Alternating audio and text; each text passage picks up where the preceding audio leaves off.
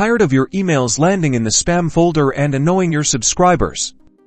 Let's fix that by adding an unsubscribe link in Klaviyo. First, log into your Klaviyo account and navigate to the email templates section. You can find this under the Content tab in the main menu. Now, either open an existing email template or create a new one. Once you're in the template editor, find the area where you want to insert the unsubscribe link. This is usually placed in the footer of your email. Click where you want to insert the link, then look for the Insert Property drop-down menu in the editor's toolbar. Click on it. In the drop-down, scroll down until you see the unsubscribe link option and select it. Klaviyo will automatically insert the necessary code for the unsubscribe link. You'll see something like this in your email editor. Don't worry, it's not scary.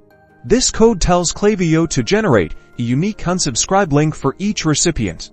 You can customize the text of the unsubscribe link. Simply type the text you want to display around the inserted code. For example, you could right-click here to unsubscribe or manage your subscription. Finally, save your email template now. Every email you send using this template will include a functional unsubscribe link, keeping you compliant and improving your sender reputation.